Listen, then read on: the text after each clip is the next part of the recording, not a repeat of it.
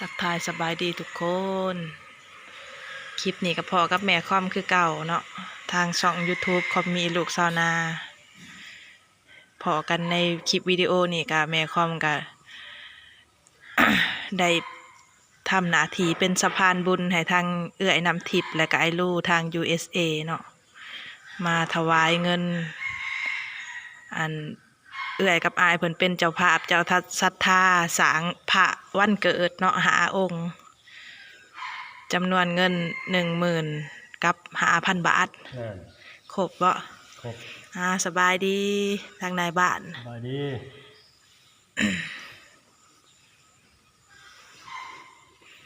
ตอนนี้ก็ทั้งรอถาทางอันบาเพิ่นยัง ครูบาเพิ่นขึ้นมาหับเนาะเพิ่นยังค่าเวียกน้อยหนึ่ง15,000 บาท พระวันเกิดเนาะจักน้อยอันหลังจากอันถวายเงินให้เพิ่นแล้วแม่คอมก็สิไปอัปเดตให้อันทั้งเอื้อยทั้งอ้ายแล้วก็ญาติพี่น้องทุกคู่ทุกคนได้เบิ่งเนาะการสร้างพระวันเกิด7 องค์7 วันคืบหน้าไปฮอดไซแหน่แล้วเนาะเพราะว่าทางเพราะว่าทางครูบาเพิ่นก็เร่งให้แล้วให้ทัน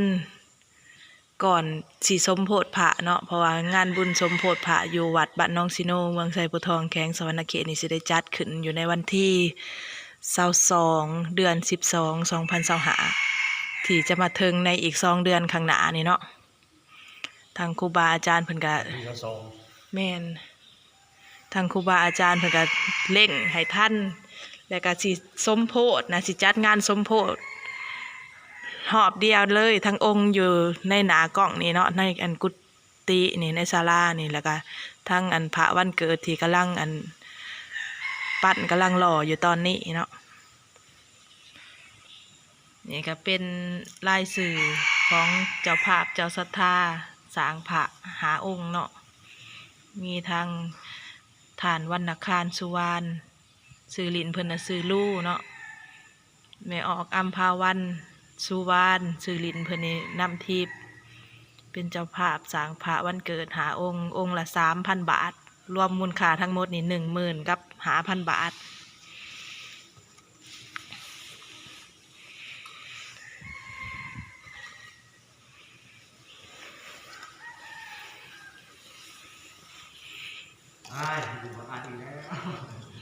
ครูบาอันบ่อยากอ่านบ่ขะน้อย เป็นยังจังบ่อยากอ่านครูบาคือว่าใส่ตั้ง4 ตาโหแฮงเห็นแจ้งแล้วว่าครูบาภาษิวาแนวนั้น ครูบาแล้ว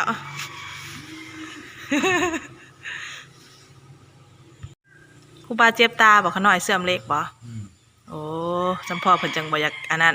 ปานใดเพิ่นเจ็บตาจนใส่แว่นดำไม่ออก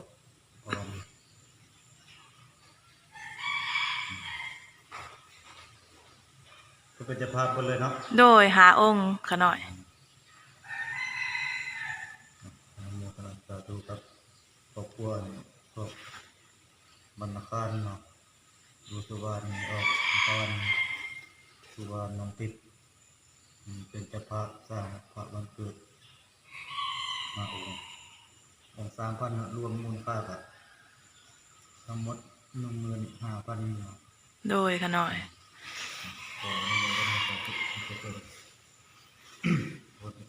คนเจริญตัวนี้มันสุขะรัตนปฏิภาณขอเป็นบารมีอภิวาทานสิริปัญญามุตตะอันเจริญในกระโดดธรรมะวัฏฏังติสมุทัยปัจจังระลำสาธุ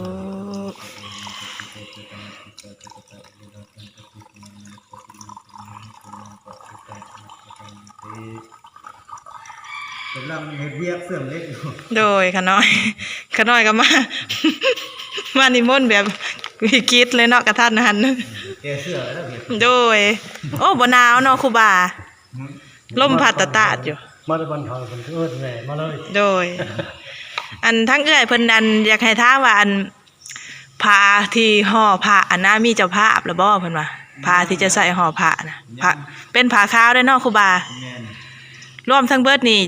อันตัวเฮาสิได้ห่อนี่มีจักองค์เนาะครูบา แต่เก้าเก้าพระมันผิดเจ็ดพระอีกเป็นสาม พระวันเกิดน่ะ7 แม่น พระอยู่ในตอนหนาซุมเฮานี่3เนาะ แม่น แล้วองค์อยู่พุ่นเด้สาครูบาองค์ใหญ่อยู่ในกุฏิเก่า เบอร์สมโพธิ บ่ได้สมโพธิบ่รวมเป็น10องค์พุ่นได้นี่เนาะ แม่น โอ้ ติดพระเกิดกับพระอีกเป็น โดยหากยังบ่ทันมีเจ้าภาพเจ้าศรัทธาเนาะ ยัง โดยคันว่า นี่ออกขันก็เกิดจะพระ อันเจ้าภาพอันใด เฉพาะอีกเป็นเนี่ย อันห่อพระนะ แม่น โอ้ได้แล้ว3องค์นี่แม่นบ่ แม่น โอ้ยังแต่พระวันเกิด7องค์หันยังบ่ทันได้มีอันเจ้าภาพผ้าขาวห่อเนาะ แม่น โดย นี่ออกกับเพิ่นเป็นเจ้าภาพพาอุ่นกับเอาเพิ่นเลย โดยอันเอื้อยเพิ่นก็ว่าแนวนั้นแหละคันว่ายังบ่ทันมีแหละอันเพิ่นสิขอเป็นเจ้าภาพอันผ้าขาวห่อผ้ามื้อสมโพธินั้นเพิ่นว่าโดยขะหน่อยสาธุเด้อมื้อนี้มีทั้งอ้ายวันณคารสุวรรณและก็ทั้งเอื้อยอัมภาวันสุวรรณเพิ่นได้มาเป็นเจ้าภาพเจ้าศรัทธาถวายเงินสร้างพระพุทธรูปเนาะพระประจำวันเกิดองค์ละ 3,000 บาทรวมเป็นเงิน 15,000 บาทขอให้เอื้อยกับอ้ายเพิ่นจงอยู่เย็นเป็นสุขสร้างลูกปุกขึ้นเด้อให้หั่งให้มีให้ร่ำให้รวยกว่าเก่าปรารถนาสิ่งใดก็สมความมุ่งมา่ปรารถนาหายเจ็บหายไข้หายพยาธิโรคาเด้อค้าขายประกันภัยก็ให้ลูกค้าเพิ่นหลายๆให้เพิ่นมีอายุมั่นขวัญยืนให้เจริญรุ่งเรืองยิ่งขึ้นไปขอให้เพิ่นสมความมุ่งมา่ปรารถนาทุกประการถ้าว่าเอื้อยอ้ายเพิ่นปรารถนาสิ่งใดก็ให้สำเร็จลุล่วงไปด้วยดีบ่ให้มีแนวขัดแนวของเด้อนับแต่นี้ต่อไปให้พบแต่ความสุขความเจริญแล้วเอื้อยกับอ้ายก็ได้สาธุ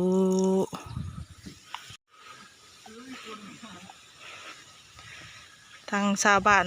านเฮาเพิ่นก็เกียมแล้วเนาะอันนี้บ่อนมุ่งบ่อนสิให้ออกต้นญาติโยมหนังสมโพธิพระนี่มาอัปเดตให้เอื้อยกับอ้ายเบิ่งออกต้นญาติโยมทุกคู่ทุกคนการสร้างพระวันเกิดนี้คืบหน้าฮอดขันนี่แหละเด้อฮะกำลังเฮ็ดกระโต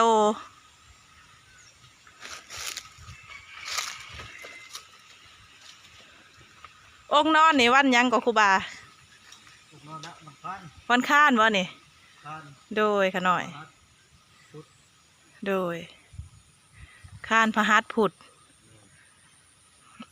องค์ที่อยู่เทิงหมู่นี่ วันเสาร์ โอ้ จะมีพญานาคเลย มีอันนาคโป๊กได้วยเนอกขะหน่อย พญานาคพบ วันค้านนี่องค์อันวันเกิดของไอลูนี่หันหนาใส่กุฏิเลย พระยืนพุทธสมาธิ โดย ทุกยืนติดยืน โดย เสาร์วันพุธ ไหวสมควรเนาะขะหน่อย ลงมาหวัง2-3 มื้อนั่นหากันมีแต่แทน มามื้อนี้น่ะได้กระโตแล้ว ได้สร้างมาแต่บ้านได้ขะหน่อยมาเฮ็ดนี่คือไหวแท้โอ้สร้างมาแต่บ่หลีคำไซงานเร่งขนาดเพิ่นกินกับวัดนอนกับวัดตื่นมาค่ะมาอยู่ในนี่เลย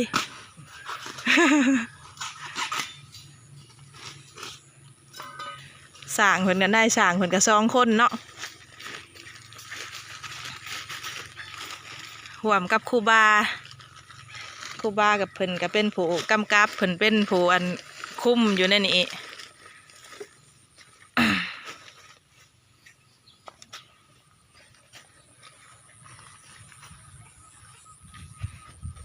กินข้าวเช้าแล้วหรือบ่นายสร้างเฮา โดย โอ้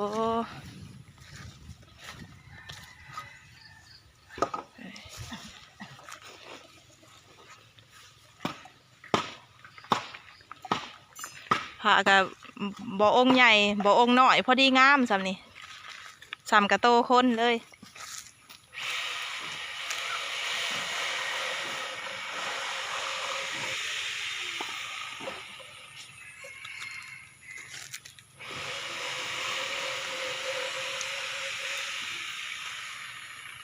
แล้วก่อนงานสมโพธิแล้วเนี่ยนี่เพราะว่าอันสร้างเพิ่นเอาใจใส่เฮ็ดไว้ขนาดเนาะ ทางครูบาเพิ่นก็สวยเสื่อมเล็กเสื่อมเล็กตัดเล็กให้สร้าง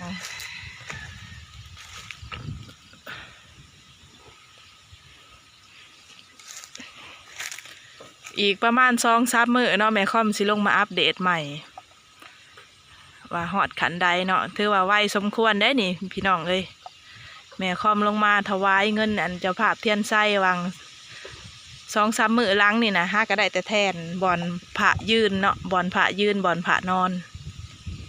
มาวันนี้เริ่มเป็นหูเป็นห่างแล้ว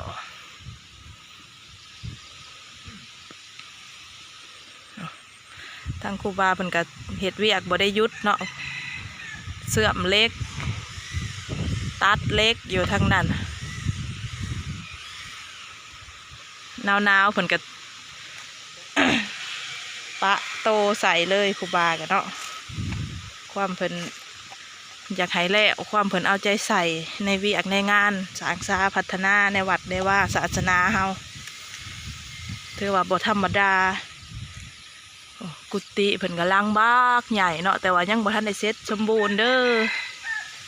ยังหลายอันหลายแนวที่จะต้องได้เฮ็ดแต่ว่าคอยไปเถื่อเล็กเถื่อน้อยค่อยๆไปตามกำลังเนาะเพราะว่าบ้านแม่ค่อมกับบ้านน้อย30 หลังคาเฮือนแต่ว่าอยู่แท้ๆมีนะตัวจริงดำรงชีวิตอยู่ห่วมกันแท้ๆในบ้านมีแต่25 หลังคาเฮือนเท่านั้นได้เรือน่ะแม่นเพิ่นไปทำงานกรุงเทพกรุงไทยเบิด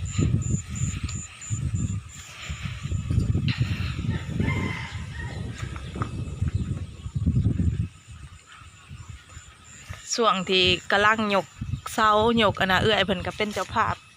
ซอยเนาะซื้ออาหารการกินช่วงแรกๆนะ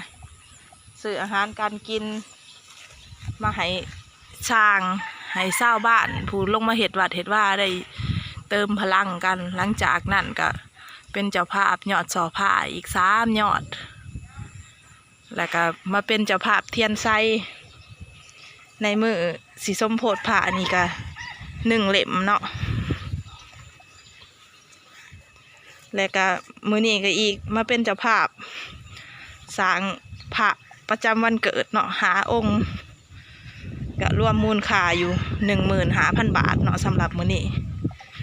แต่ก็ยังบ่สิ้นสุดเท่านั้นเนาะทุกคนเพิ่นก็ยังสิได้ เป็นเจ้าภาพอีกหลายแนวอยู่ในมืองานบุญสมโพธิพระอันแหละเพิ่นสิเป็นเจ้าภาพอันใดแน่ก็ติดตามรับชมไปนำกันเนาะพี่น้องก็สาธุอนุโมทนาบุญนำเอื้อยอ้ายเด้อขอให้มีแต่ความสุขความเจริญเฮงๆรวยๆขายประกันภัยกับลูกค้าหลายๆโชคดีตลอดปีตลอดไปปรารถนาสิ่งใดก็สมความปรารถนาทุกประการและก็ฝากพี่ฝากน้องหมดสุขุสุคนเขาไปกดไลค์กดแชร์ส่องตำรวจสุวรรณอยู่ต่างแดนให้เด้อพี่น้องเป็นกำลังใจให้เอื้อยกับอ้ายทาง USA ไปนำกันเนาะมาฮอดนี้แม่ค่อมกับสิได้ปิดคลิปวิดีโอไว้สำนี้เด้อพี่น้องเมื่อหาหื้อเขาหื้อน้ำก่อนบัดนี้เมื่อหามัดเขาก่อนพบเพาะกันคลิปหนาสำหรับคลิปนี้สบายดี